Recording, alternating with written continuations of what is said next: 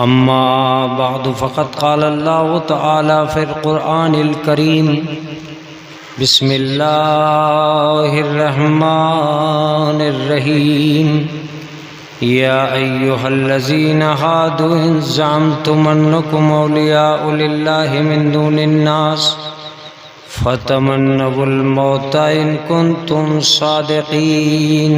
सलावत भेजो।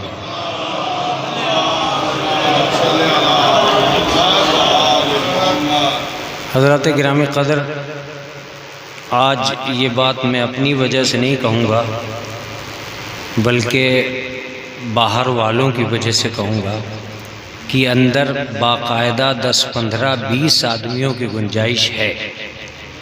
अगर आप में उठने की हिम्मत है तो आप अंदर आ सकते हैं। यहाँ बाकायदा गुंजाइश है, ऐसा मौजूद नहीं है। मतलब मैं आपसे आगे पीछे बढ़ने के लिए नहीं कर रहा हूँ, पीछे वालों को ये देख कर कि ये कौन सा महीना है और कौन सी तपिश है, इसलिए मैंने कहा है। मैं अपनी वजह से नहीं कह रहा हूँ, आप ही की वजह से कह रहा हूँ कि जितना आप आगे आ जाएंगे गुंजाइश मौजूद है। मस्जिद के सहन में और मस्जिद के अंदर में थोड़ा सा अलग मौसम है। एक सलवात पढ़ दे मोहम्मद।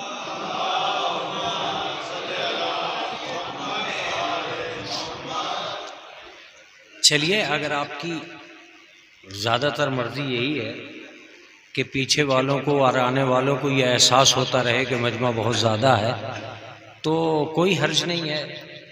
मैं जिस आयत करीमा को मैंने अपना उन्वाने कलाम करार दिया है, इस आयत पर जो मेरे सामने मजमा है, इसने बारहा मजालिस को समाअत किया। बल्कि अगर आप काजी साहब की बात करें तो इन्होंने तो बारहा इसी आयत पर मजलिसों को खिताब किया।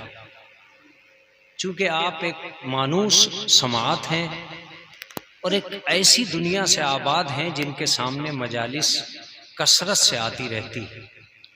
मुफक्किरीन, मुदब्बिरीन आपके दरमियान से गुज़रते हैं, हमेशा समाअतों को खुशबूजार बनाते चले जाते हैं और यकीन की दुनिया आपके अकाइद के महलों में सुकूनत पजीर हो जाती है और आप इससे बरिउ ज़िम्मा नहीं हैं। नस्लन बादा नस्लिन आप अज़ादार हैं, इसमें कोई शक नहीं। मैंने जानबूझकर इस आया करीमा को इसलिए उन्वाने कलाम करार दिया कि बग़ैर किसी तमहीद के और बग़ैर किसी ताख़ीर के मैं ये चाहूँगा कि जितने अफराद वाबस्ता हैं वो आज इस आयत का दूसरा रुख भी मुलाहिज़ा फरमा लें।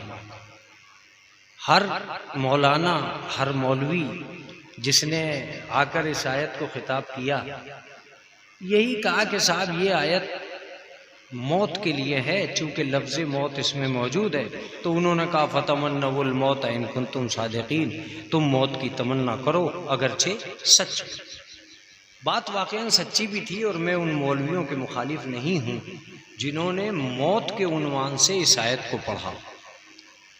लेकिन कुरान मजीद जब तक है उस वक्त तक अक्लें उसमें गोता खाती रहेंगी और नए मोती लाती रहेंगी। ये नजात का वो रास्ता है कि इंसानियत को क़यामत पे ले जाके छोड़ेगा। कुरान मजीद शायद हमारे घरों में इसलिए भी है कि हम उसे देखें या न देखें, वो हमें ज़रूर देखता है। कलामे इलाही ही नहीं है। आज जो बिल्कुल नहीं बोल रहा है, क़यामत में सबसे ज़्यादा बोलेगा। और जब कुरान बोलेगा फिर कोई नहीं बोलेगा। जब कुरान बोलना शुरू होगा फिर कोई नहीं बोलेगा। आज तो वो कहता है कि फसादी कौन है, कल को आयत के इशारे से बता देगा कि फसादी कौन है। आज इसलिए खामोश है कि आपके घर में रहकर जमानत बन रहा है आपके आमाल की। तो जब तक कुरान जिंदा रहेगा उस वक्त तक आयात की तफसीर होती रहेगी। अगर वाक़ईन कुरान मजीद किसी तफसीर से समझ में आ जाता तो किसी नई तफसीर की जरूरत ही नहीं थी। इसका मतलब ये कि कल के लोगों ने जितना समझा था उतना समझा दिया, आज के लोग जितना समझ रहे हैं उतना समझा रहे हैं। यही तो मतलब है। वरना एक साहब ने तर्जुमा कर दिया, अब नए तर्जुमे की क्या जरूरत? एक साहब ने तफसीर लिख दी, अब नई तफसीर की क्या जरूरत? आज के आलिम ने आज की तफसीर लिखी और कल के आलिम ने कल की तफसीर लिखी। इसका मतलब ये कि बशरियत के क़यामत तक के तकाज़ों का मुहाफिज है कुरान मजीद। बशरियत के क़यामत तक के तकाज़ों का मुहाफिज है कुरान मजीद। जैसे जैसे तकाज़े बदलते रहेंगे, कुरान मजीद की तफसीर भी बदलती रहेगी। और जाहिर सी बात है, अगर आज तफसीर होना बंद हो जाए तो ये फैसला ही मुमकिन नहीं हो सकेगा। ये है क्या? हर दौर में तफसीर ये बताएगी कि रहमान क्या है, इंसान क्या है।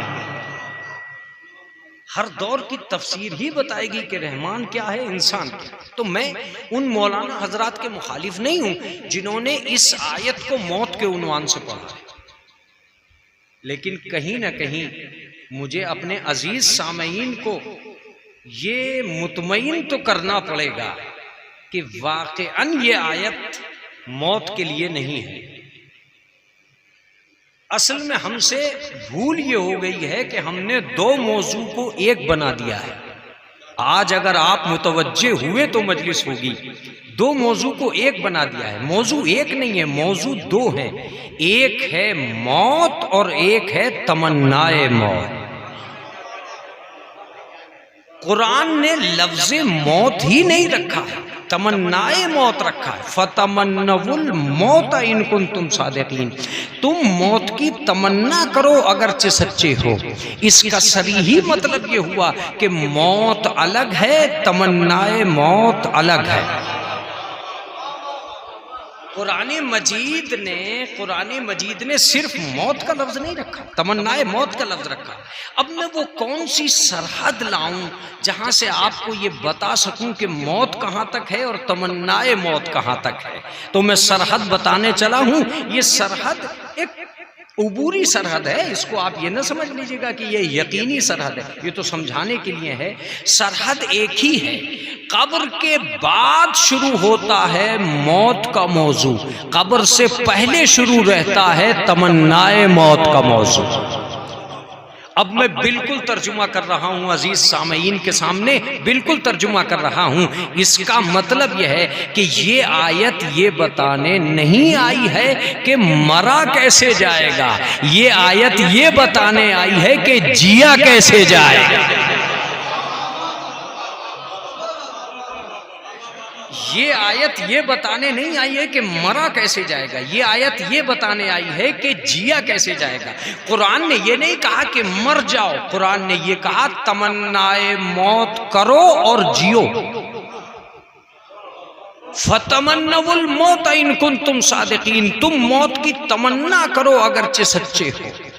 मैं जानता हूं कि सिरसी की आमेजिश है, संभल का इलाका है, शियत की दुनिया है।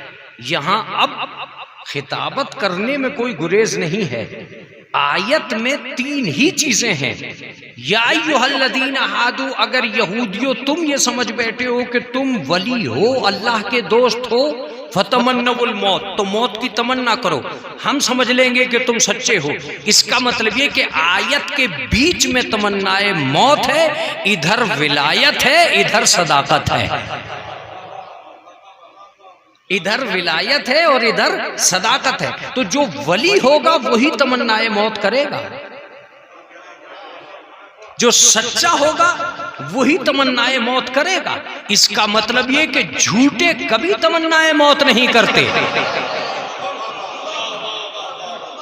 इसका मतलब ये कि झूठे कभी तमन्नाए मौत नहीं करते, और जो अल्लाह के दोस्त नहीं हैं उन्हें कभी तमन्नाए मौत नहीं करनी है। तमन्ना खिताब किससे है? यहूदियों से है, यहूदियों से खिताब है। यहूदियों के लिए अल्लाह तीन लफ्ज़ लाया है। या अय्युहल्लज़ीना हादू, ऐ यहूदियों अगर तुम्हें गुमान है कि तुम वली हो। पहली बात तो यह है कि जहां यहूदियों का जिक्र किया, अल्लाह ने गुमान का जिक्र किया ताकि दुनिया पहचान ले यहूदी किसी यकीन को नहीं कहते हैं, एक गुमान को कहते हैं। मुतवज्जे रहेगा, यहूदी किसी यकीन को नहीं कहते हैं, गुमान को कहते हैं। आज जो ये इजराइल ये समझ रहा है कि मैं सारी दुनिया पर हुकूमत कर रहा हूं, माफ कीजिएगा, इख्तियार और होता है, इख्तदार और होता है।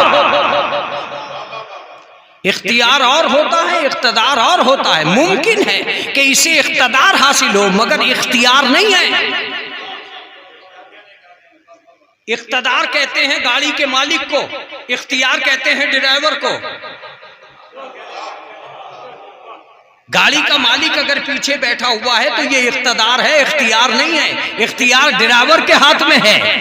ये जानता ही नहीं है कि दुनिया बनाने वाला भी वही है, चलाने वाला भी वही।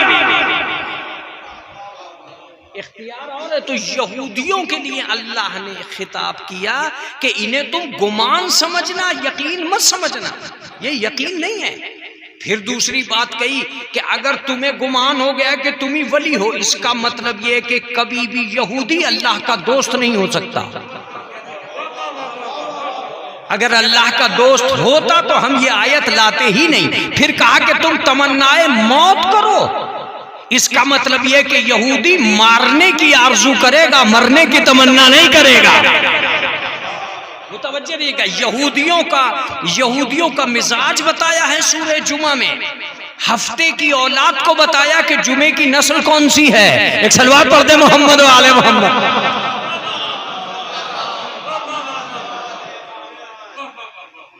हफ्ता और इतवार की पूजा करने वालों को बताया कि सूरह जुमा में तुम्हारी असलियत क्या है। तुम मारने की आरजू करोगे, मरने की आरजू नहीं करोगे। आज सारी दुनिया को यहूदियों का चेहरा दिखलाने के लिए कोई नहीं था, ये बताने के लिए कि ये डरपोक हैं, ये डरपोक हैं, ये कभी तमन्नाए मौत नहीं कर सकते, ये अल्लाह के दोस्त नहीं हो सकते। मगर मैं क्या करूं इसको कि 56 मुल्क इस बात को नहीं समझा सके। एक मुल्क ने इस बात को समझाया,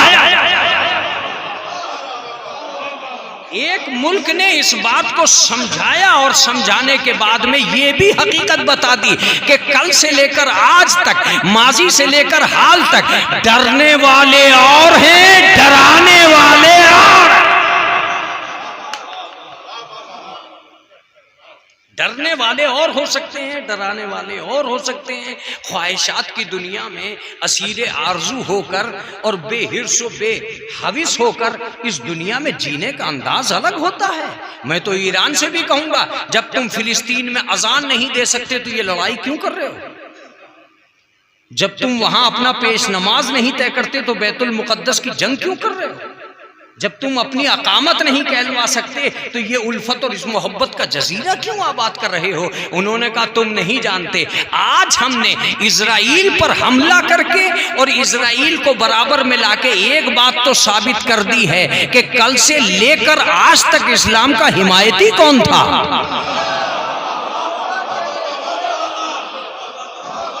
कल से लेकर आज तक इस्लाम का हिमायती कौन रहा है? इन्होंने घर में बैठकर अपना शजरा बताया है, हमने मैदान में आकर अपना शजरा बताया। अरे क्या जुमला है ये! इन्होंने घर में बैठकर अपना शजरा बताया है, हमने मैदान में आकर अपना शजरा बताया है। हम ही बताएंगे फर्रार की नस्ल कौन सी है, कर्रार की नस्ल। लिहाजा यहूदियत की इस दुनिया की तर्जुमानी कुरान मजीद में जगह जगह आपको मिल जाएगी। लेकिन अल्लाह ने एक साफ लफ्जों में एक बात आम तरीके से कही कि ये कभी भी तमन्नाए मौत नहीं कर सकेंगे। क्यों? इसलिए कि ये तमन्नाए मौत करते अगर ये झूठे न होते। तमन्नाए मौत वो करेगा जो सच्चा होगा। मैंने कहा मालिक अगर तमन्नाए मौत नहीं की तो क्या होगा? कल्ला यतमन्नूनहु अबदम बिमा क़द्दमत ऐदीहिम वल्लाहु अलीमुम बिज़्ज़ालिमीन। वो कभी भी तमन्नाए मौत नहीं कर सकते इसलिए कि उनके नामे आमाल बिगड़े हुए हैं। आगा मैं ये ज़रूर अपने अजीम मजमे से चाहूँगा कि जब भी कलाम इलाही पढ़ा जाए तो उसकी रूहानियत की दाद दी जाए। मैं अपने अल्फाज की दाद नहीं मांग रहा हूँ, इसलिए कि मुल्ला की हकीकत और है, अल्लाह की हकीकत और है। एक सलवात पढ़ दे मोहम्मद वाले मोहम्मद। कलाम इलाही की रूहानियत को मुतासिर ज़रूर कीजिए, और जो तालिब इल्म भी मिंबर पे आए और कुरान मजीद के ज़रिए से गुफ्तगू करे उसको सराहिए, उसके जज्बात की कदर कीजिए, उसकी इस्लाह कीजिए और उस आदमी की हौसला अफजाई कीजिए, इसलिए कि कम से कम वो ये हिम्मत तो कर रहा है कि कुरान मजीद की आयात से इस्तदलाल कर रहा है, वरना आगे चलकर मजालिस तो होंगी, कुरान मजीद नहीं पढ़ा जाएगा। चूंकि अब तो मिंबर से ये कहा जाने लगा है कि मैं ये कहता हूं, उसे याद ही नहीं है कि अल्लाह क्या कहता है। सलवात भेजे मोहम्मद वाले मोहम्मद। जहां मैं ये कहता हूं पे जोर होने लगा तो अब आपको टेंशन हो जाएगी इस वक्त। तो जब तक कलामे मजीद इस्तदलाल में आ रहा हो उस वक्त तक उसकी कदर कीजिएगा। अजीजों मुतवज्जे हो जाइए। तो कहा कि ये कभी भी तमन्नाए मौत नहीं करेंगे। क्यों? इसलिए कि इनके नामे आमाल बिगड़े हुए हैं। वल्लाहु अलीमुम बिज़्ज़ालिमीन, और अल्लाह जालिमीन को खूब जानता है। इसका मतलब ये कि दो ऐसे हैं जो तमन्नाए मौत करेंगे, वो होंगे जो वली होंगे और सच्चे होंगे। दो ऐसे हैं जो कभी नहीं करेंगे, वो बिगड़े हुए होंगे और जालिम होंगे। तो ये तो कुरान मजीद ने बता दिया। अब चलिए इसे आगे बढ़ा लीजिए और आज की मजलिस पे लगा लीजिए। अगर ये आज की मजलिस आज के जिम्मे नहीं हो सकी तो फिर समाज के जिम्मे भी नहीं हो सकी। आज के जिम्मे हो जाए तो समाज के जिम्मे हो जाएगी। इसका हमसे क्या ताल्लुक है मौलाना? इसका एक गहरा ताल्लुक ये है कि कुरान मजीद की तमन्ना है कि आप मौत की तमन्ना करें। अब ये आपकी मर्जी है कि इस तमन्ना को आप कौन से दिन पूरा करेंगे। एक सलवात पढ़ दे मोहम्मद वाले। ये आपकी मर्जी है, ये आपकी मर्जी है कि इस तमन्ना को आप कौन से दिन पूरा करेंगे। कि कुरान मजीद की तमन्ना है कि तुम मौत की तमन्ना करो। एक तो उसकी तमन्ना ही अजीबो गरीब। अच्छा, कुरान मजीद की तमन्नाएं अजीबो गरीब लगती हैं आदमियों को, इसलिए कि आप जब कुरान के रास्ते पर नहीं होते हैं तो आपको वो अजीबो गरीब लगने लगती है। कुरान की तमन्ना ही क्यों है कि मौत की तमन्ना करो? मैंने कुरान से कहा कि कैसे जिएंगे? नाश्ता कर रहे हैं मौत की तमन्ना, खाना खा रहे हैं मौत की तमन्ना, अच्छी खासी बिरयानी सामने रखी है मौत की तमन्ना, बोटियों में मजा आ रहा है मौत की तमन्ना। ए मेरे माबूद, इस मौत की तमन्ना को हटा ले, लुक़मे के तरीकों और लज्जत को खत्म तो न कर। नहीं, तुम्हें जीना है मगर मौत की तमन्ना करके जीना। अरे अगर मौत की तमन्ना करके जीना है तो फिर कैसे जिएंगे?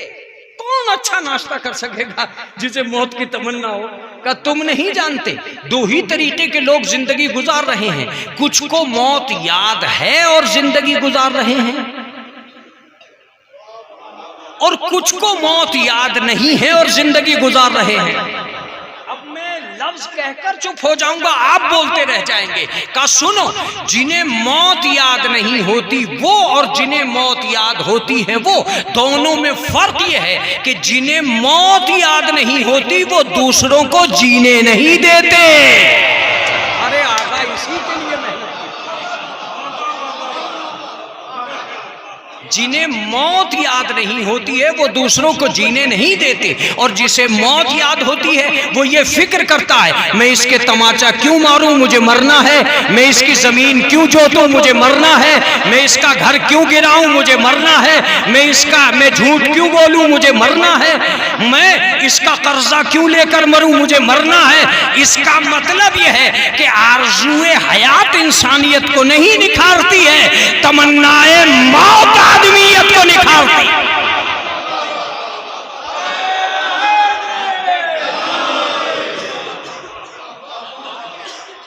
जिन्हें सिर्फ जीने की तमन्ना है वो अपना घर बनाएंगे चाहे दूसरे का उजड़ जाए। जिन्हें सिर्फ अपनी जिंदगी से प्यार है वो अपनी औलाद को देखेंगे चाहे दूसरे की औलाद खत्म हो जाए। जाहिर सी बात है कोई मर्डर होता ही नहीं अगर दूसरे की जिंदगी से प्यार होता। क्या जुमला कहने जा रहा हूं, कोई मर्डर होता ही नहीं अगर दूसरे की जिंदगी से प्यार होता।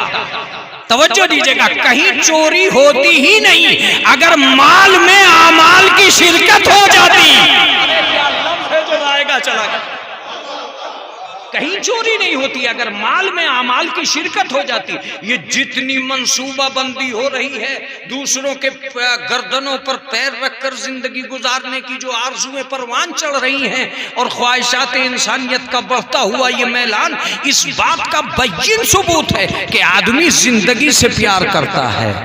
और कुरान लफ्ज कह रहा है जिंदगी से प्यार करना और है, मौत पर प्यार करना और। जब तक तुम में तमन्नाए मौत की आराइश नहीं होती, जब तक तुम्हारी ख्वाहिशात के दरमियान में मरने की आरज़ुएं परवान नहीं चढ़ती, आमाल नहीं संवर सकते। एक आदमी इमाम अव्वल के पास आता है और कहता है मौला मेरा नमाज में जी नहीं लगता। मौला फरमाते हैं मौत को याद रख, जी लगने लगेगा। एक सलवात पढ़ दे मोहम्मद वाले मोहम्मद। जुमला है ये खुदा के कसम। मौत को याद रख, जी लगने लगेगा। मगर तू तो चूंकि याद कर रहा है, इतने रुपए कहां चले गए, बैंक में कितने बचे हैं। जब मौत को याद रखेगा तो बैंक याद आएगा ही नहीं। फिर बैंक की किताब सामने होगी और महशर का हिसाब याद आएगा। एक सलवात पढ़ दे मोहम्मद वाले मोहम्मद। भाई ये जो बैंक की किताब तुम्हें परेशान कर रही है, उसी वक्त तक तो परेशान कर रही है जब तक आप जिंदगी में लगे हुए। तो कुरान कहता है कि साहब आप मौत की तमन्ना करो। मैं समझता हूं कि अब वो वक्त आ गया है कि जब मैं अपनी मजलिस को मुख्तसर कर दूं, आपकी समाअत को मुफस्सल कर दूं। मैं आपके हवाले सिर्फ लफ्जें करूंगा, आप खुद तारीख में ढूंढ लीजिएगा ये बात कहां हुई है। मुतवज्जे रहिएगा, मैं लफ्जों को देकर आपसे चाहता हूं कि आप तारीख को जहन में लाए। और मुझे यकीन कामिल है कि आपने मजालिस को सुनकर वो चीजें हासिल कर ली हैं जिनकी तरफ मैं आपको ले जाना चाहता हूं। दो ही गिरोह हैं, कुछ वो हैं जो मौत को याद रखकर जिएंगे और कुछ वो हैं जिन्हें मौत बिल्कुल याद नहीं होगी और वो जिएंगे। कुरान कहता है सुनो, जो मौत को याद रखते हैं वो और जिन्हें मौत याद नहीं होती है वो, दोनों में फर्क यह है कि जिन्हें मौत याद नहीं होती वो जबर करते हैं, जिन्हें याद होती है वो सब्र करते हैं। आगा मैं आपसे मुखातिब हूं, जिन्हें मौत याद नहीं होती वो जबर करते हैं, जिन्हें याद है वो सब्र करते हैं। करबला कुछ भी नहीं है, दो चीजों का संगम था। जाबिर कौन है, साबिर कौन है।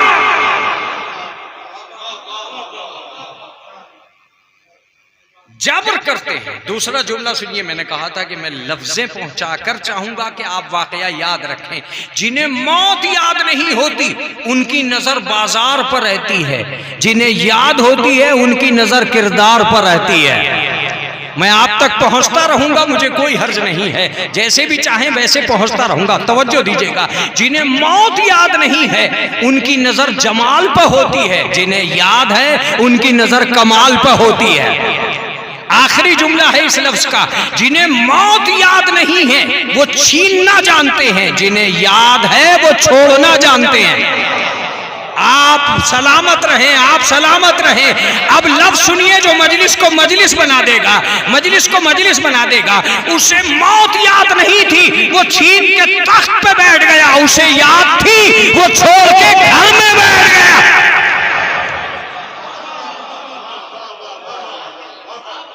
एक बहुत बड़ा फर्क आ चुका था, एक बहुत बड़ा फर्क आ गया था। जिसे मौत याद नहीं थी वो जिंदगी से प्यार कर रहा था, उसने छीन के तख्त पे बैठना गवारा कर लिया। और जिसे आखिरत का मंजर याद था उसने छोड़ के घर में बैठना गवारा कर लिया। हाँ, जज्बात को मैं बिल्कुल गज़े नजर भी नहीं कर सकता। मैं उन नौजवानों के जज्बात का कदरदां हूं जो ये सवाल करते हैं कि तवानाइयों के बावजूद मौला घर में क्यों बैठ गए। मगर हर सवाल मौलवियों से मत करो, कुछ सवाल मौला से भी करो। जब तक तुम मौलवियों से सवाल करते रहोगे वो तुम्हें तबीयत सिखाते रहेंगे। जिस दिन मौला से सवाल कर लिया उस दिन शरीयत समझ में आ जाएगी। एक सलावत पढ़ दे मोहम्मद वाले मोहम्मद। कुछ सवाल ऐसे हैं जो मौला से करो, और जब मौला से सवाल करोगे तो नहजुल बलागा जवाब देगा, हदीसें जवाब देंगे, कुरान जवाब देगा। नतीजा ये होगा कि शरीयत आपके पास चली आएगी, शरीयत आपके पास चली आएगी। और जब शरीयत आपके पास आ जाएगी तो अब आप मुतमईन होकर जिंदगी गुजारने लगेंगे। और इत्मीनान ही का नाम इबादत है, और किसी चीज को इबादत नहीं कहते हैं। तो खुद मौलाए कायनात के आसपास जाकर सवाल करो, मेरे मौला क्या वजह है कि तवानाइयों के बावजूद, ताकत के होते हुए आपने अपना हक छोड़कर आप अपने घर में बैठ गए। का तू नहीं जानता, ये तो तारीख तुझे बता देगी कि मैं घर में बैठकर कामयाब हूं, ये हुकूमत पर बैठकर नाकाम है।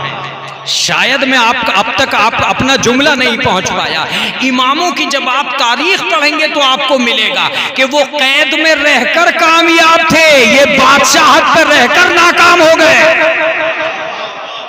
आप जैसा हसीन सामईन में जानता हूं कि नहीं है, इसलिए कि आप उस शीयत से ताल्लुक रखते हैं जिन्हें मजलिसें सुनना आता है। अब जुमला सुनिए, आज कोई तख्त की जियारत करने नहीं आता जहां बादशाह बैठे थे, उन कैद खानों को देखने आता है जहां इमाम रहे थे।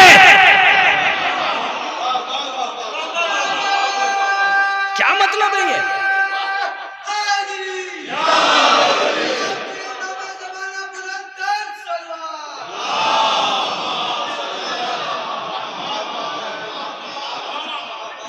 इस 200 साल के अरसे में जो इमामत के लिए गुजरा है, इस पूरे अरसे में कहीं भी ऐसा नहीं हुआ कि इमामत इख्तदारे कुल्ली पे आ गई हो, कभी ऐसा नहीं हुआ। मगर कमाल की बात यह है कि उन्होंने कैद किया मगर तारीख उन्हें मुजरिम न बता सकी। अरे मैंने जो जुमला कहा वो मैं कह गया, जो कहना था मुझे कह गया।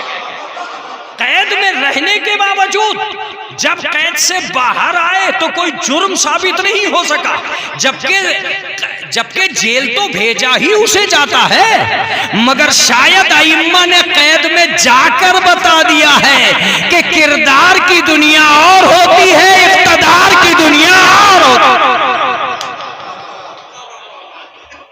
कैद खानों में रहे, जख्मी रहे, मगर अपने किरदार के सिक्के मनवाए ताकि दुनिया को पता चल सके कि हम मजबूर नहीं हैं। मौला आपका घर में बैठना लाफता की मोहरों के बावजूद, आसमान से जुल्फ़िकार उतर गई आपकी शजाअत की सनद बनकर। फिर मैं अपने नौजवानों को कैसे समझाऊंगा कि ये कैसे मुमकिन है कि एक शख्स बहादुर होकर अपने घर में बैठा रहा। का मैं घर में बैठकर कामयाब हूं, ये दरबार में बैठकर नाकाम है। मौला दलील क्या है? का एक दलील तो यही है कि अगर मैं मदद मांगने इनके घर जाऊं तो ये कामयाब हैं, और अगर ये मदद मांगने मेरे घर आए, अगर ये मदद मांगने मेरे घर आए तो मैं कामयाब हूं। तुम देखना तारीख के आंगन में इस 4 साला माहौल में तुम्हें नजर आएगा, इस दरमियान में, इस फितरत में तुम्हें नजर आएगा कि जब इस्लाम बदनाम होने लगेगा मैं दरबार में जाऊंगा, जब कुरान के तर्जुमे गलत होंगे मैं दरबार में जाऊंगा, और जब रूम से आए हुए सवालात करने वाले पिटने लगेंगे मैं दरबार में जाऊंगा, जब रसूल अल्लाह की हदीसों का गलत तर्जुमा होने लगेगा मैं दरबार में जाऊंगा। उसके बावजूद भी तू ये देखेगा कि मैं कभी भी मुसलमान के बुलावे पे नहीं गया, जब गया इस्लाम के बुलावे पे गया। क्या अजीम जुमला है ये, जब गया इस्लाम के बुलावे पे गया। मौला फिर भी एक जज्बाती जवान पूछता है कि दुश्मन के दरबार में जाने की जरूरत क्या थी? का मैं तो जाता ही इसलिए था कि दुनिया को पता तो चल सके जाहिल कौन है आलिम का।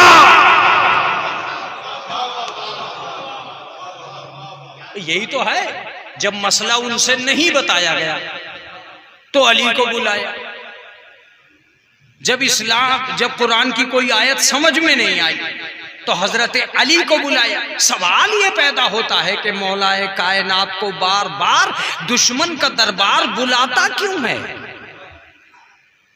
बुलाता क्यों है? मगर उनका बुलाना इस बात का सबूत है कि जब अली ऐसे दुश्मन के बुलाने पे आ जाते हैं तो किसी दोस्त के बुलाने पे क्यों नहीं आएंगे। इसका सरीही मतलब ये हुआ कि इख्तदार की दुनिया में ये दो लफ्जें थी, एक वो जो तमन्नाए मौत करेगा और एक वो जो बरियो जिम्मा होके जिएगा। मुझे तो बस जीना है, मरना ही नहीं है। मत मरो, सारी चीजें तो तुम्हारे साथ की मरती जा रही हैं। मरने से पहले बहुत सारी चीजें मर जाती हैं। अगर न मरी होती तो फिर कैमरे में जैसा बचपन का फोटो था ऐसे ही बुढ़ापे का होता। अरे क्या जुमला है ये मेरा। इसका मतलब यह है कि कहीं ना कहीं शबाब की रानाई इसी जिस्म में गुम हो गई है। बचपन दफन हो गया है जवानी में, जवानी दफन हो गई है बुढ़ापे में।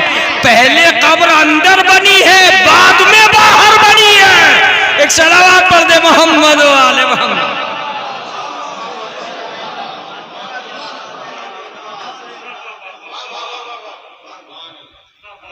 कहीं ये गुमान तो नहीं है कि ये जिंदगी हमारी है। शायद परवरदिगार आलम ने इस जिंदगी के निज़ाम को इस तरह रखा है कि किसी इंसान को एक हालत पर बरकरार नहीं रहने दिया। कितनी अच्छी थी वो जवानी जब दीवारें कूदने को दिल चाहता था। कितना जबरदस्त था वो जमाना जब हर आदमी से लड़ने की ताकत होती थी। कितने बेहतरीन था वो दौर जब हम आईने के सामने से हटने को तैयार नहीं थे। कितना अच्छा लगता था वो। जिम भी जिस्म पे नाश करने लगा। किसी कैप्सूल की जरूरत नहीं पड़ी और हम फूलते चले गए। मगर मैं ये कहता हूं कि जिम का शुक्रिया कभी मत करना। अल्लाह को देखो कि अगर उसने जिस्म में बढ़ने और घटने की ताकतें न रखी होती। अरे क्या जुमला है ये। तो जिम का लोहा कभी जिस्म को बढ़ा नहीं पाता। ये तो कुदरत ही का कमाल था कि उसने हर जिस्म में पहले से बढ़ने और तड़ने की ताकत रख दी थी। इसका मतलब यह है कि जिस्म का दरबार पहले सजा है, जिम का बाजार बाद में सजा है। एक सलावत पढ़ दे मोहम्मद वाले मोहम्मद।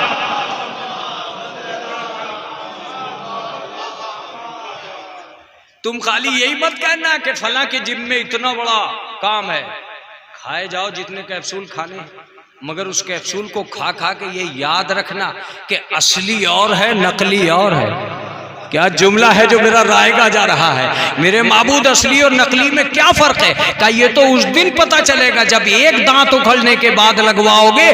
निवाला मुंह में आते ही बता देगा असली कौन सा है। एक सलावत पढ़ दे मोहम्मद वाले मोहम्मद।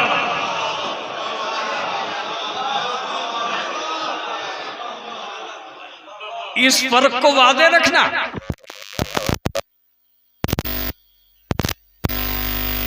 फर्क है। इस एक के लिए बहुत गोलियां खानी पड़ी हैं और जो अल्लाह ने दी थी उसके लिए कभी गोली नहीं खाई तुमने। असली और नकली का फर्क पता चला। बिल बढ़ जाता है नकली में। ओए क्या लफ्ज है जो आ रहा। बिल बढ़ जाता है नकली में, शुक्रिया बढ़ना चाहिए असली में। शुक्रिया बढ़ना चाहिए असली में। मैं एक लफ्ज कहकर चुप होकर चाहता हूं कि मेरा मजमा उसे महसूस करे। परवरदिगार देने का नाम नहीं है, देते रहने का नाम है। क्या जुमला था ये जिसे मौलवी चाहता था कि वो अवाम तक पहुंचा दे। अगर वो खाली पैर दे के छोड़ देता तो रफ्तार कौन देता। अगर खाली बिलेट दे के छोड़ देता तो प्रेशर कौन देता। अगर खाली आंख दे के छोड़ देता तो रोशनी कौन देता, बसारत कौन देता। अगर खाली दिमाग दे के छोड़ देता तो फिक्र कौन देता। आसारे फिक्र कौन देता? इसका मतलब हमारा काम देना ही नहीं है, देते रहना भी है। अरे क्या जुमला है, क्या जुमला है, तवज्जो दीजिएगा। दिया है इसके लिए इबादत करो, देते रहते हैं इसके लिए शुक्रिया करो। ओए होए ओए होए ओए होए, देते रहते हैं इसके लिए शुक्रिया करो। सुबह की नमाज इसलिए मत पढ़ो कि हमने तुम्हें नाश्ता दे दिया है, इसलिए पढ़ो कि ये सूरज निकाल दिया है। वरना तुम वो नोट लाओ जिससे ये सूरज निकले। एक बल्ब पे बिल अदा करने वाले सूरज का बिल कौन से दिन अदा करेंगे? एक सलावत पढ़ दे मोहम्मद वाले मोहम्मद।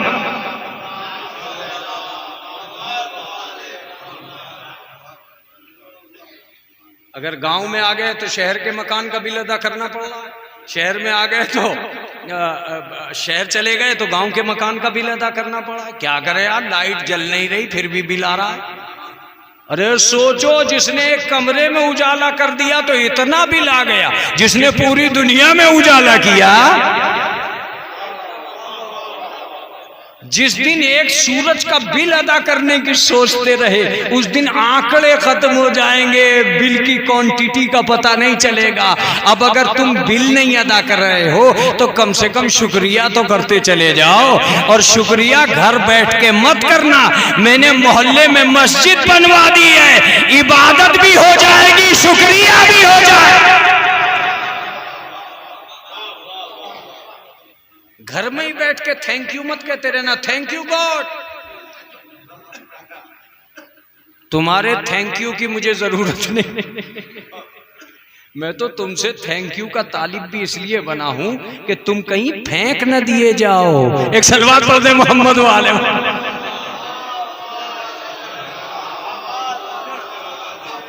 तुम कहीं फेंक न दिए जाओ, लिहाजा दो लफ्ज़ें आए, तमन्नाए मौत करके जियो और तमन्नाए मौत न करके जियो। का साहब दोनों तरह जी सकते हैं, चलो छोड़िए इस बात को। मैं तो ये कह रहा हूं कि मुझे वो लोग बताओ जो तमन्नाए मौत करते हो।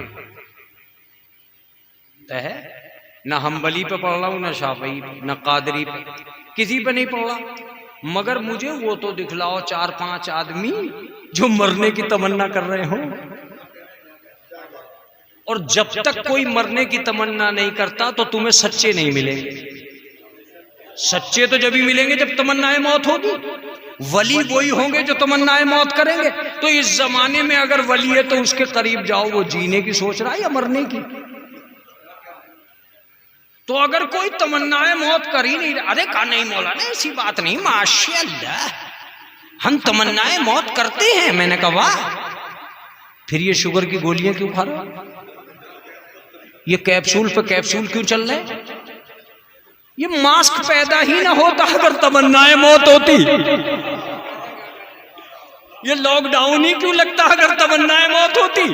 इसका मतलब ये कि जमाने ने मास्क की पैदावार करके ये बताया कि तमन्नाए मौत का कोई लफ्ज समाज और माशरे के अंदर मौजूद नहीं है।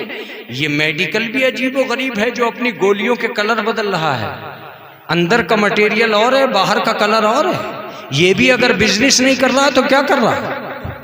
ये भी तो बिजनेस ही कर रहा है कि लाल गोली पीली गोली। क्या चाहते हो तुम कि मरीज को अच्छी लगे और खा जाए? जिस गोली को खुरचिएगा उसमें से सफेद ही निकलेगा, मगर कलर जरूर है। ये कलर क्या अट्रैक्शन है? क्या है ये कि इसे ग्राहक देखे और जल्दी से खा ले? या तुम जमाने को जाहिल समझते हो कि पीली गोली लाओ और हरी गोली लाओ? एक सलवात पढ़ दे मोहम्मद वाले मोहम्मद। अगर मेडिकल बिजनेस नहीं कर रहा है तो ये कलर क्या कर रहा है? एक ही कैप्सूल में नीला और पीला। अबे अगर नीला ही नीला होता तो चलो बात थी, एक ही कैप्सूल में ये दो कलर क्यों है? कलर क्या कर रहा है इसमें जब अंदर से दवाई अलग है? अंदर से तो सफेद ही निकल रहा। तो इसका मतलब ये कि मेडिकल भी कहीं ना कहीं बिजनेस का ऐलान तो कर रहा है। बिजनेस तो है, अगर बिजनेस नहीं होती तो ये हालात पैदा नहीं होते। तो जब कोई तमन्नाए मौत कर ही नहीं रहा, बाप से कहो तो बेटे को कह रहा है जीते रहो, औलाद से पूछो बाप के लिए कह रही है सलामत रहिए, है? मौलवी साहब दुआ कर रहे हैं, जियो जियो जियो।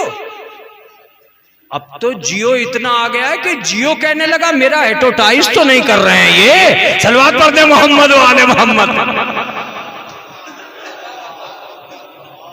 अब तो इतना मिंबर पे जियो जियो हो रहा है कि रिलायंस सोच रहा है यार ये सारे मौलवी मेरी पार्टी के लोग हैं। मरने वाले की मजलिस पढ़ रहे हैं, जियो जियो जियो। कुरान कह रहा है तमन्ना है मौत करो, जियो जियो जियो। चलो अच्छी बात है, जियो का मतलब उर्दू में जियो है और इंग्लिश में जी वो और है, वो ओ के साथ है। अब सवाल ये पैदा होता है कि जब कोई तमन्नाए मौत कर ही नहीं रहा, मौली साहब के हाथों में पर्ची है, खुद मौली साहब जानते हैं कि अस्पताल में जाने वाला अब आएगा नहीं, मगर मौली साहब को किसी को देखा है आपने ये कहते हुए कि भाई फला साहब के लिए दुआ करो कि मर जाए। जितनी दुआएं हुई यही हुई कि भाई जीते रहे। तो जब दुनिया में राज ही जीने का है, अरमान ही जीने का है, तो तमन्नाए मौत कौन करेगा। अब मैं जो कुछ कहना था कह चुका और जितनी बातें इधर उधर करना थी कर चुका।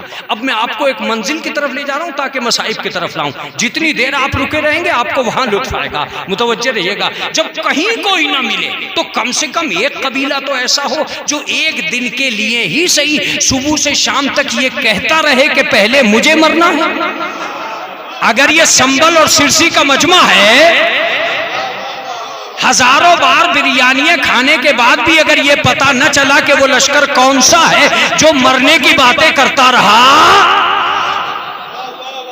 तो कब पता चलेगा। मेरे मजमे में इतना शऊर तो होना चाहिए कि वो कबीला कौन सा है जिसने सुबह से शाम तक मरने की बातें की। जब कहीं ना मिले तो मैं आपको एक जगह दिखलाता हूं। जो खेमे से निकलता था वो इमाम हुसैन से ये कहता था मुझे मरने की इजाजत दे दीजिए। हबीब ने कहा मुझे मरने की इजाजत, जुहैर ने कहा मुझे मरने की इजाजत। मैं मसाइब नहीं पढ़ रहा हूं और ना ही मैं मसाइब पे आया हूं। अभी आधा घंटा है जो नगद है, उधार वाला नहीं। एक सलवात पढ़ दे मोहम्मद वाले मोहम्मद।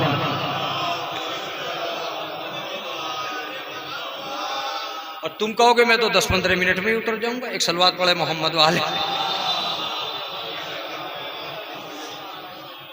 अभी नगद वाले बाकी हैं। तो सारी बातों में ये बात सबसे ज्यादा अहम है। मैं मजबूर हूं नजमी और आगा काजी साहब के दरमियान बैठकर ये कह रहा हूं कि मैं मजबूर हूं कि मैं अपने मौजू को मुकम्मल ही नहीं कर सकता था जब तक मैं यहां ना आ जाऊं। करबला के लोगों ने सुबह से शाम तक मरने की इजाजत मांग के बताया। मैंने इनसे पूछा कि दुनिया जीने की बात करती है, आप मरने की बात क्यों कर रहे हैं। का कम से कम इतना तो ऐलान कर दे कि अवाम के अफराद और होते हैं, इमाम के अफराद और। अवाम के अफराद और होते हैं, इमाम के अफराद और होते। जितने लोग मजलिस में बैठे हैं अब थोड़ी सी देर के लिए गर्मी, कूलर, पंखा सब चीज को फरामोश करके मेरी तरफ मुतवज्जे हो जाएं और चंद लफ्जों का मेरा साथ दे दें। अजीजों मुतवज्जे हो जाइएगा। मैंने इनसे पूछा दुनिया जीने की बात करती है, आप मरने के लिए क्यों जा रहे हैं। का तू नहीं जानता है हम तो मरने गए ही इसलिए थे कि तू चैन से जी सके। आगा मजलिस हो जानी चाहिए थी इसमें। हम तो मरने गए ही इसलिए थे कि तू चैन से जी सके। दूसरा लफ्ज जो एक तालिब इल्म की तमन्ना हो सकता है आपके लिए तोहफा हो सकता है। का सुन हमने सर कटाया ही इसलिए था कि तू सर उठा के जी सके।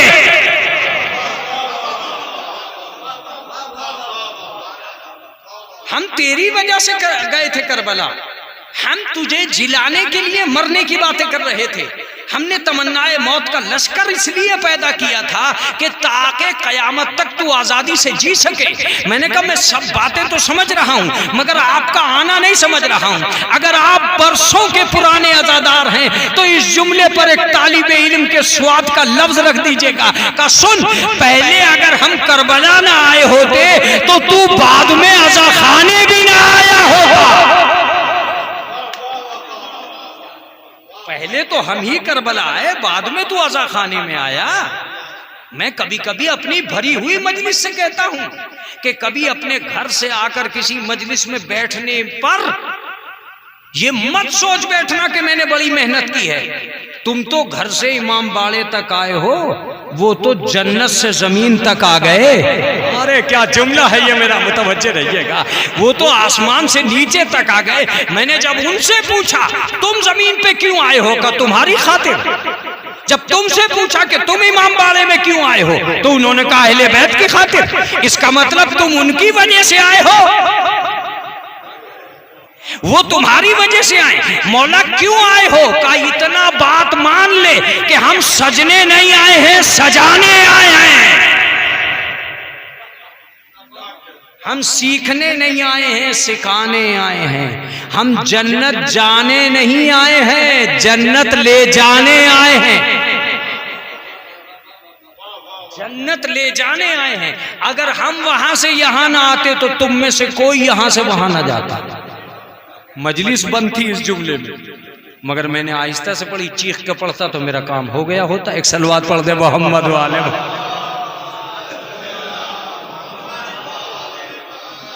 कोई फर्क है ना मिस कॉल में और कॉल में। ऐसे ही खिताबत भी है, वो कब मिस कॉल मार दे क्या पता। तो थोड़ा सा तवज्जो की जरूरत है कि ये लोग मरने की बातें क्यों कर रहे हैं। मैं मजलिस को बिल्कुल आखिरी तरफ को ले जाऊं। अगर आपने साथ दे दिया तो ये तो बहुत लंबी है, इसके कई हिस्से तो नेट पे पड़े हुए। आपने साथ दे दिया तो यहां आपको बिल्कुल समझ में आ जाएगी कि तमन्नाए मौत है। एक बात मुझे बता दीजिए और मजलिस का ये आखिरी हिस्सा हो। करबला के सारे लोग बहादुर थे कि नहीं? बहादुर थे। एक और जो मजलिसी चीज है वो आप तक पहुंचाऊंगा। 18 तो ऐसे थे जिनके घर में सनद शजाअत अल्लाह की तरफ से रखी थी। अल्लाह की तरफ से सनद शजाअत रखी हुई थी। जाहिर सी बात है किसी सिपाही के लिए आसमान से जुल्फ़िकार नहीं आई, मौलाए कायनात के लिए आई। तो अब ये पूछिए कि क्यों आई। शायद अल्लाह ये बताना चाहता था कि तुम्हें एहसास तो हो ये सिपाही भी यहीं का है, असलहा भी यहीं का है। ये सिपाही भी हमारा है, असलहा भी हमारा है। मौला सब लड़ रहे थे जंगे ओहद में। जंगे ओहद में तो और भी लड़ रहे थे। अगर तलवार आनी थी तो एक के लिए क्यों आई? का तुम नहीं जानते हो, हम उन्हें भी जानते हैं जो लड़ रहे थे, हम उन्हें भी पहचानते हैं। जंगे ओहद में 2 शेर लड़ रहे थे। आपका चुप होना मुझे ताज्जुब में डाल देगा। जंगे ओहद में 2 शेर। एक सलवात पढ़ दे मोहम्मद वाले मोहम्मद।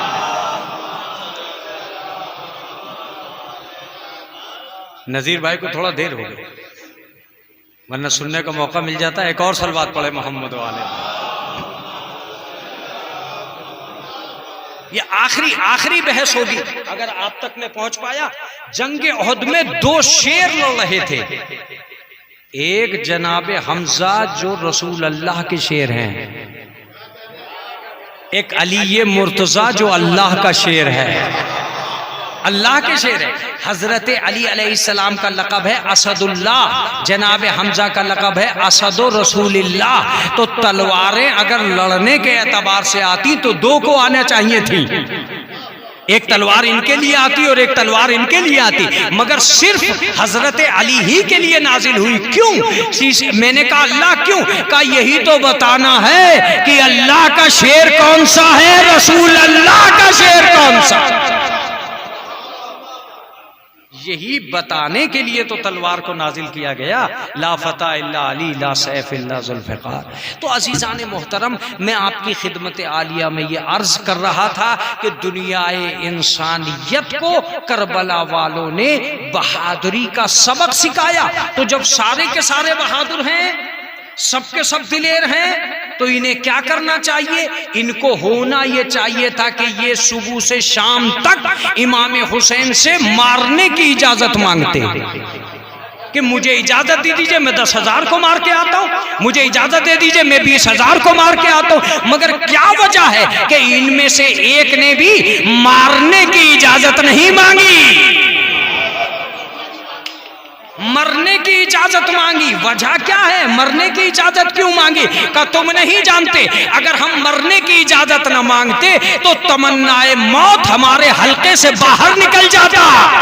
अरे क्या जुमला है ये खुदा का। तमन्नाए मौत हमारे हल्के से बाहर निकल जाता, और जब तमन्नाए मौत बाहर निकल जाता तो न हम वली बनते न हम सच्चे होते। हमने तमन्नाए मौत करके बताया, वली भी हम हैं, सच्चे भी हम हैं। ओए होए होए, वली भी हम ही हैं और सच्चे भी हम।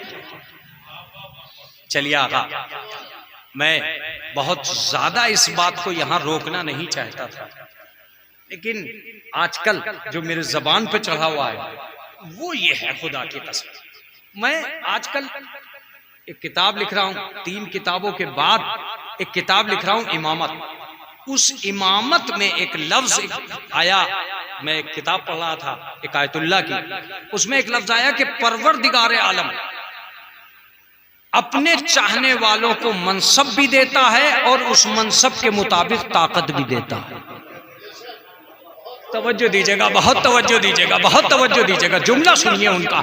वो कहते हैं कि अल्लाह ने मूसा को नबी भी बनाया और असा जैसी ताकत का सहारा भी दिया। बहुत अजीब बात कही है का मूसा को असा देना इस बात का सबूत है कि ये हमारा बंदा है इसलिए हम असा दे रहे हैं। इसका मतलब यह है कि कभी कभी अल्लाह अपने बंदों को अपना बंदा साबित करने के लिए असलहा भेज के बताता है कि ये हमारा मनसबदार है। मूसा को असा दे के समझाया है, अली को जुल्फिकार भेज के समझाया है। बहुत तवज्जो से सुनिएगा, मूसा को असा दे के समझाया है और अली को जुल्फिकार भेज के समझाया है। ये और बात है कि मूसा अपने दौर के बहादुर को कहते हैं, अली हर दौर के बहादुर को कहते हैं।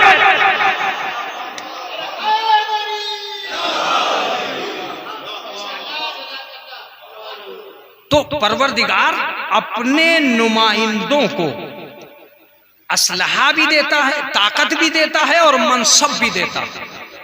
यहां बहुत अच्छी बात लिखते हैं, देखिए आयतुल्लाह की बात होती है, वो बहुत अच्छी बात लिखते हैं कि इनका इमाम होना कमाल नहीं है, इनका इमाम बने रहना कमाल है। मैंने बहुत उम्दा बात कही है, अगर आप तक पहुंच गई। इनका इमाम बने रहना कमाल है, बनाना उसका कमाल है, बने रहना इनका कमाल है। बनाना उसका कमाल है, बने रहना इसका कमाल है। छठे इमाम फरमाते हैं कि परवरदिगार अपना मनसब, अगर इस मजलिस में ये जुमला कामयाब नहीं हुआ तो तालिबे इल्म मेहनत करना बंद कर देंगे। परवरदिगार किसी ऐसे इंसान को इलाही मनसब देता ही नहीं है जिसके लिए ये तय हो जाए कि वो आगे चलकर फासिक हो जाएगा।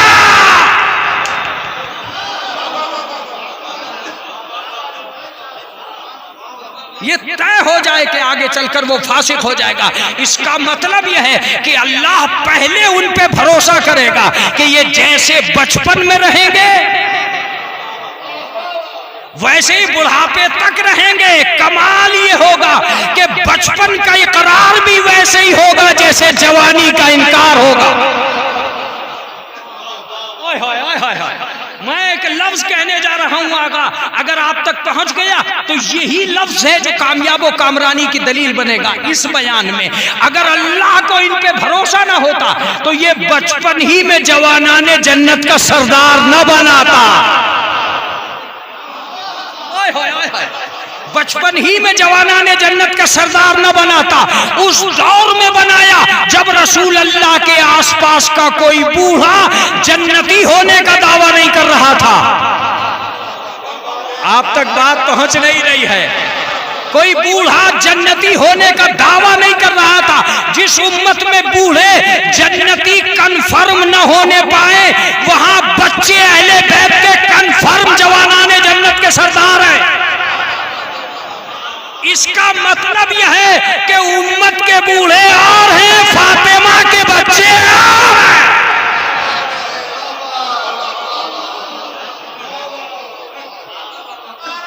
लिहाजा परवरदिगार आलम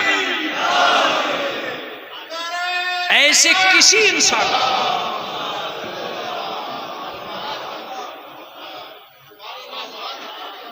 इसका सही मतलब ये हुआ कि परवरदिगार आलम मनसब भी देता है और मनसब की ताकत भी देता है, और अगर इस ताकत में कहीं कोताही रह जाती है तो उन्हीं के हाथों से करिश्मे भी करवाता है, ताकि समझ में आ सके कि ये हमारा बंदा है।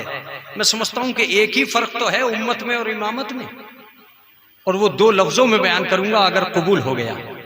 उम्मत में और इमामत में फर्क बस इतना है कि बंदा कौन है, नुमाइंदा कौन है। ओए हाय क्या हसीन लफ्ज है। बंदा कौन है, नुमाइंदा कौन है। मशीयत की छांव में जिन्हें चलना आता है उन्हें इमाम कहते हैं। जो मशीयत की छांव में चलना जानते हैं उन्हीं को हम इमाम कहते हैं। यह और बात है कि इन्होंने इस दुनिया के अंदर उन इख्तियारात की सरहदों को इस्तेमाल तक नहीं किया जिन्हें इमामत आशना थी। मैं तो एक लफ्ज कहता हूं कि अगर इमामत की तारीख मुअय्यन की जाएगी तो ये जरूर लिखा जाएगा कि इंसान ने अब तक इन्हें अक्ल की हद में समझा है, फजल की हद में नहीं समझा। जितना हम समझ पाए उतना समझा, जितने वो हैं उतना नहीं समझा। आय हाय आय हाय हाय। वरना ये तय करना मुश्किल हो जाएगा कि अली कब पैदा हुए। ये जो डेट ऑफ बर्थ है 13 रजब, काबे की विलादत, ये हमारी तारीख का हिस्सा है, अली के ज़हूर का हिस्सा नहीं है। अली कब पैदा हुए, अकल। अब सुनिएगा, अली की दो दुनियाएं हैं, आलमे ज़हूर की तारीख और है, आलमे नूर की तारीख और है। आय हाय आय हाय। अब यहां से एक आदमी हिलने लगता है, लेकिन मैं वो सारी हदीसें आपको नहीं सुना सकता कि जिसमें मैं ये बता सकूं अली कब पैदा हुए। वो जो तारीख बताती है वो 13 रजब है, 37 शामुल फील, ठीक है। लेकिन खुद अली बताते हैं कि मैं आदम से भी कई हजार बरस पहले पैदा हुआ। अब इसको क्या कर लोगे कि अवाम कुछ कह रही है, इमाम कुछ कह रहा है। इसका मतलब ये कि अवाम जहां से जानती है वहां से कह रही है। आय हाय आय हाय। यही तो है, अकल जहां से जानती है वहां से कह रही है, जहां से अली कहना चाहते हैं वहां से कह रहे हैं। मैंने जिब्रील से कहा कि मुझसे बड़ा अली को चाहने वाला कोई नहीं है। कहा जरा बताइए क्या है। मैंने कहा मौलूद काबा। कहा बड़ा मोमिन है, शुरू में ही मौलूद काबा। मैंने कहा अली का नारा लगा रहा हूं, इससे बड़ा मोमिन क्या। कही ये नारा काबे के हक में या अली के।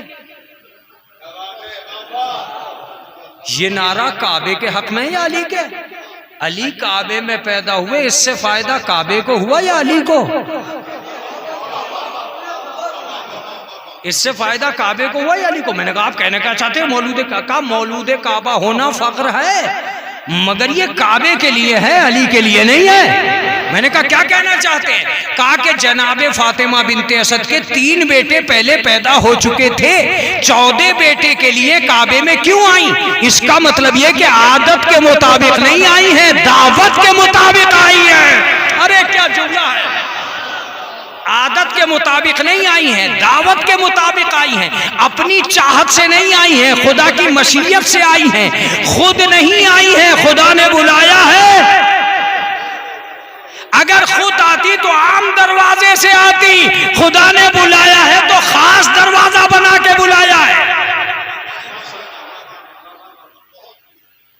मैंने कहा जी जिब्रील, मैं तो वो तारीख सुना सकता हूं जंगे सिफ़ीन और जमल तक की। का इसका मतलब तेरी शुगर ठीक ठाक नहीं। तू जो तारीख सुना रहा है ये अली का तर्जुमा नहीं है। ओ मैंने कहा जब ये तर्जुमा नहीं है तो कहां का। सुन, एक दिन अल्लाह ने मुझसे पूछ लिया तू कौन है जिब्रील, और ये भी पूछ लिया मैं कौन हूं।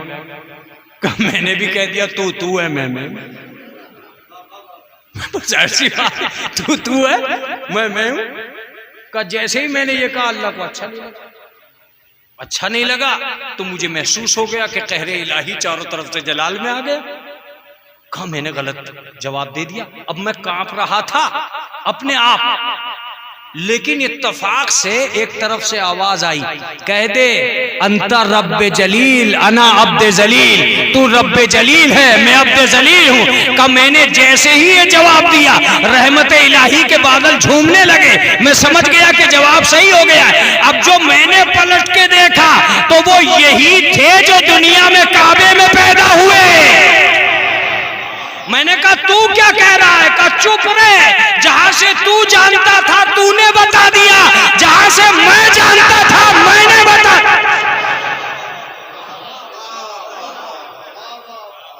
जहां से तू जानता था तूने बता दिया, जहां से मैं जानता था मैंने। तो इसका मतलब यह हुआ कि हम और आप इरफान की हदों में जब ऐसी मंजिल पर जाके खड़े होते हैं जहां करबला के लोग हमारे लिए माँ अखज़ माँ हसल बनता है। मैं दावे से कहता हूं कि कोई जरूरत नहीं थी करबला की। असल में महशर तक के हर दिन को आशूर की जरूरत थी। आगा आगा आगा आपसे मुखातिब हूं, महशर तक के दिनों को आशूर के दिन की जरूरत थी, वरना अगर आशूर को निकाल दिया जाए तो जुल्म बचेगा, मजलूमियत का पता नहीं चलेगा। यही वजह है कि आका हुसैन के एक दिन की तफसीर कयामत तक होती रहेगी। एक दिन की तफसीर कयामत तक होती रहेगी। कोई शख्स ऐसा नहीं है, मैं एक लफ्ज कहने जा रहा हूं उन लोगों में जो अज़ादारी करते चले आए, हम में सुनने की भी ताकत नहीं है उतनी जितना इमाम हुसैन ने एक दिन में अंजाम दे दिया। ये जो अशरा होता है आशूर के लिए तो होता है, इसका मतलब आशूर में जो हुआ उसे हम एक दिन में सुनने की हिम्मत नहीं रखते थे। हमने 10 दिन तय किए ताकि उस एक दिन को 10 दिन बयान किया जाए। एक दिन को 10 दिन बयान किया जाए। यही वजह तो है कि आज पूरी दुनिया उस रोजे आशूरा से घबराती है, इसलिए कि हर साल एक दिन आता है जब मजलूम की फतह का ऐलान होता है और जालिम पर लानत की बौछार होती है। हर जालिम घबराता है आशूर के दिन से। न जाने कितने लोग हैं जो अपने घरों में बैठ बैठ कर दुआएं मांगते हैं, अल्लाहुम्मल अन आदा आला मुहम्मदिन, ए परवरदिगार लानत कर दुश्मनाने आले मोहम्मद। आज वो दिन आ चुका है शियो जब तुम्हारी तारीख इतनी उजागर होती जा रही है कि हर कबीला करबला के रास्ते से होकर तुम तक पहुंचना चाहता है। मैं दावे से कहता हूं कि सारी दुनिया ने मिलकर इतनी तबलीग नहीं की है जितनी तन्हा करबला ने तबलीग कर ली है। क्या जुमला है ये, जितनी तन्हा करबला ने तबलीग कर ली है। कल का जालिम हुसैन से घबराता था, आज का जालिम करबला से घबराता है। कल का आतंकवाद इमाम हुसैन से लरस गया, आज का आतंकवाद करबला से लरसता है। जब सब्र के पैमाने छलकते हैं, जब करबला की तादाद बढ़ती है, जब आंसुओं का सैलाब उठता है, जब मरसियों की बौछार होती है, जब शेरों के अंबार लगते हैं, जब शायर हक्कानियत की जलवागाह बन के मिंबरों पे आता है, जब जाकिर इमाम हुसैन का नाम लेकर खुतबे पढ़ते हैं, तब ये एहसास होता है कि दुनियाए इंसानियत को जो हमेशा अपनी आगोश में लेती रहेगी उसे करबला कहते हैं। हाँ अज़ीज़ों, आज एक चहलुम है, मुझे आवाज़ दी गई और मैं आपकी खिदमत आलिया में हाजिर हुआ। एक अरसे के बाद मैंने संभल में कदम रखा, लेकिन आज भी मुझे महसूस हुआ कि इस धूप और शिद्दत में, एक धूप और शिद्दत में कुछ भाइयों को पुरसा देने के लिए, कुछ औलादों को समझाने के लिए बग़ैर मौसम का ख्याल किए हुए अपने घरों से लोग निकल पड़े और निकल के एक ही जुमला कह रहे हैं, हम तुम्हारी तसल्ली का बाइस बन रहे हैं। लेकिन मेरे अजीजों, मैं तो बस इतना जानता हूँ कि जनाब ज़ैनब कूफे तक आ गई, कोई पुरसा देने वाला नहीं आया। जनाब ज़ैनब शाम तक आ गई, कोई पुरसा देने वाला नहीं आया। जब जनाब ज़ैनब मदीने में आई तो सैयद सज्जाद से एक जुमला कहा, सैयद सज्जाद हमें कोई पुरसा देने नहीं आता।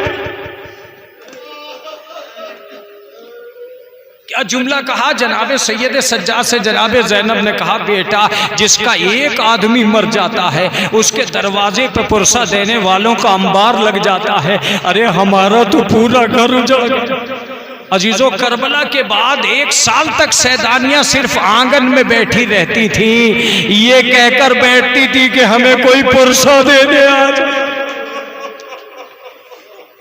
1 साल तक सैदानियों ने अपने बालों को परेशान रखा। और सैयद सज्जाद से जब रहा न गया तो चाहा कि जनाब सैयद सज्जाद से एक जुमला कहा, फूफी अम्मा क्या चाहती है? का बेटा मेरे साथ चलो। अब जितनी मजलिस है मैं समझता हूँ कि अगर वो रोने वाले हैं तो इससे अजीब जुमला मेरे पास नहीं है। रिवायत बताती है कि जनाब ज़ैनब ने सैयद सज्जाद का हाथ पकड़ा और एक दरवाजे पे पहुंची और उसमें एक क़यामत खेज जुमला कहा, एक घर वालों हमें पुरसा दो, हमारा घर उजड़ गया।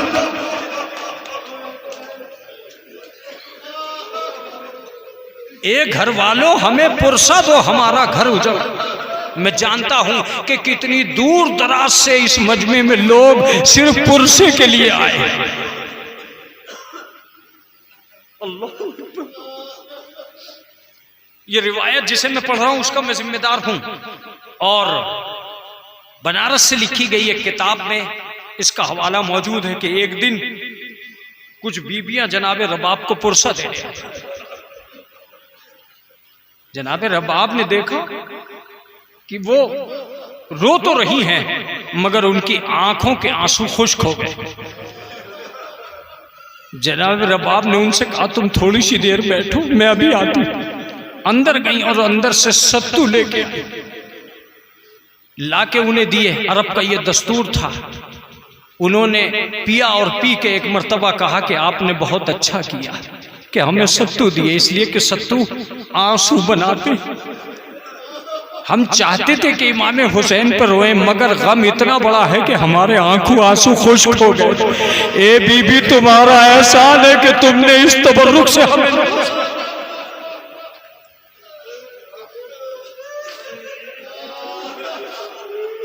रिवायत ये बताती है कि जनाब रबाब को बहुत दिन हो गए थे आंगन में बैठे हुए, जहां दिन की धूप और रात की ओस पड़ती थी। एक जुमला मैं बीच में सुना दूं जो मैंने पढ़ा है। एक किताब लिखी गई रबाब, उस किताब में एक जुमला था कि जब भी कोई अहले बैत के घर में आता था तो सबसे पहले जनाब रबाब सामने होती थी। जब वो औरत जनाब रबाब से पूछती थी कि रबाब कहाँ है, तो जनाब रबाब कहती थी, असगर की मां मैं हूं, मैं ही रबाब। इसका मतलब ये कि चेहरा इतना मुतासिर हो गया था धूप में बैठकर कि पहचानना मुश्किल हो गया था। जनाब रबाब को सबसे ज्यादा गुफ्तगू जो मकातिल में मिलती है वो एक ही जगह मिलती है कि जनाब मुख्तार ने जनाब सैयद सज्जाद को खत लिखा कि आका मेरा ये खत रबाब के सामने पढ़िए। जनाब सैयद सज्जाद जनाब रबाब के पास वो खत लाए और खत लाके एक जुमला कहा कि अम्मा रबाब, मुख्तार ने हमें पुरसे का खत लिखा है।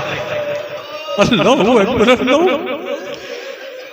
जनाब रबाब ने अपने हाथों को उठा के कहा, बारे इलाहा, मुख्तार को जज़ाए खैर देना, इसलिए कि कोई तो है जिसने हमें याद रखा।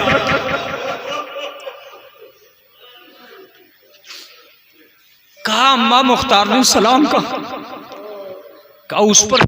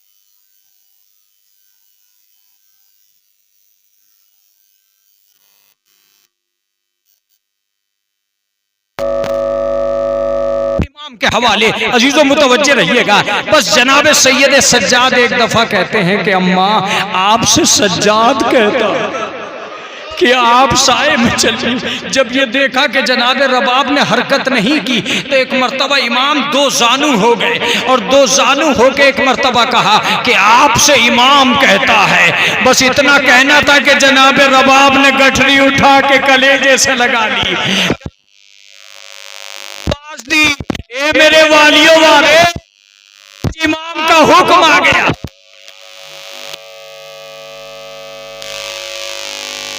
हाँ, मैं इमाम के हुक्म से आगे बढ़ रही हूँ। बस रावी ने लिखा है कि कदम तो बढ़ा मगर गर्दन ढल गई। जनाब ज़ैनब ने हाथ फैला दिए। जनाब रबाब ज़ैनब के हाथों पे गिरी। जनाब ज़ैनब ने नब्जों को टटोला। बस एक मर्तबा ज़बान से निकला, इन्ना लिल्लाह व इन्ना इलैहि राजिऊन। रबाब अब इस दुनिया में नहीं है। असगर की वो माँ जो अपने बच्चे के कुर्ते, अपने बच्चे के झूले की जली हुई लकड़ियां सीने से लगाई थी, वो दुनिया से रुखसत हो गई। सयालमुल लज़ीना ज़लमू अय्यमुनक़लिबिन यनक़लिब इलाही बिहक़्क़ि ज़हरा व अबीहा व बालिहा व बनीहा। परवरदिगार आलम जो हाजिर मजलिस से इनके उक़्दे मुश्किल को हल कर दे। मेरे माबूद हमारी मुरादों को बरलाना। परवरदिगार जो बीमार हैं उनको शिफाए कामिल व आजिल इनायत फरमाना।